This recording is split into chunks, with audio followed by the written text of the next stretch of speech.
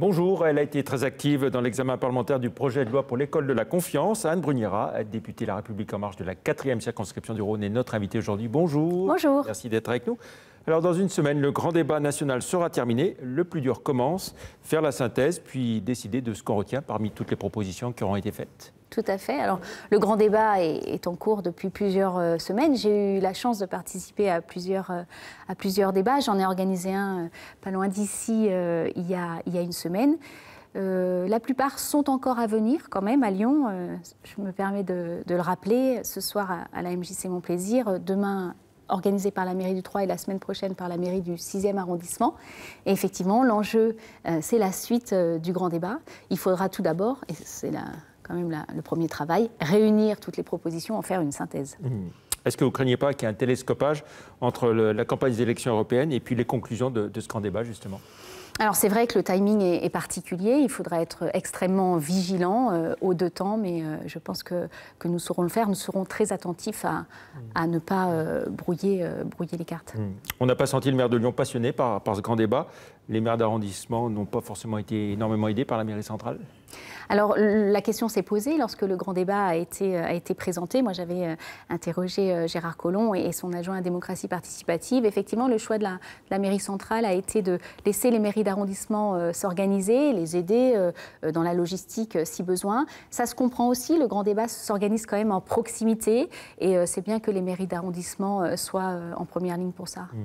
On en vient donc à ce projet de loi sur l'école de la confiance. Oui. Il y a quoi dans ce projet de loi, si on doit synthétiser en quelques grandes idées? C'est un projet de loi que j'ai eu beaucoup de plaisir à travailler et qui est encore au travail puisqu'il va maintenant poursuivre son processus au Sénat. En fait, moi je dis que c'est un projet de loi à la fois symbolique et extrêmement concret. Symbolique parce que vous le savez, la mesure phare, c'est l'abaissement de l'instruction obligatoire de 6 à 3 ans. Et ça, c'est la première fois depuis les lois Jules Ferry qu'on abaisse l'âge de l'instruction obligatoire. Et puis, la France sera l'un des premiers pays où l'instruction est obligatoire si jeune. Du coup, ça consacre aussi notre école maternelle française. On sait combien ça concerne d'enfants qui sont pas scolarisés de 3 à 6 ans? Ça a été estimé, parce que jusqu'à présent, on n'avait pas besoin de cette donnée.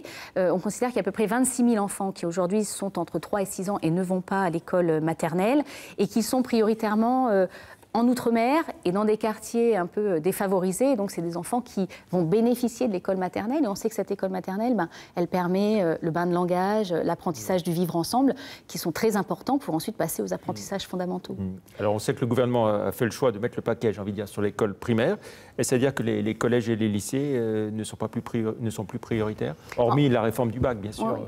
En fait, chaque âge a ses priorités, mais on a vu qu'en France, il y avait un léger déséquilibre entre le primaire et le secondaire. Et c'est ce qu'on cherche à rééquilibrer avec la priorité au primaire, ce d'autant plus que c'est là qu'on acquiert les bases qui vont faire la réussite de l'élève par la suite, et notamment donc, les savoirs fondamentaux, lire, écrire, compter, respecter autrui. Le dédoublement des CP et CE1, c'est bien fait pour ça, c'est pour permettre aux enfants qui en ont le plus besoin de bien apprendre la lecture, parce qu'on sait bien que sans lecture, le reste des apprentissages est très compliqué. Les écoles en zone rurale ne sont pas délaissées, a tenu à rappeler Jean-Michel Blanquer lundi dernier dans les Monts du Lyonnais. J'ai envie de dire à condition que les communes rurales en aient les moyens aussi. Alors en fait, la difficulté de l'école rurale, et Jean-Michel Blanquer le répète souvent, c'est la démographie scolaire. Le vrai souci, c'est la démographie scolaire. Et à Lyon, on le sait, mais dans l'autre sens, c'est-à-dire qu'on a une attractivité de notre ville qui est importante et donc un nombre d'enfants en hausse qui nous fait construire et ouvrir des écoles. On en est très heureux, mais la contrepartie, c'est que dans certaines communes, les enfants quittent avec leur famille la commune et c'est ça qui met en danger les classes et parfois même les écoles. Le ministre est extrêmement conscient de ça et a protégé ces écoles dans la mesure du possible, bien sûr, parce qu'une école à une classe ou une école à 2 classes, très difficilement gérable, en fait. Sur la question des rythmes scolaires, il y a eu beaucoup d'hésitations, de changements de pied.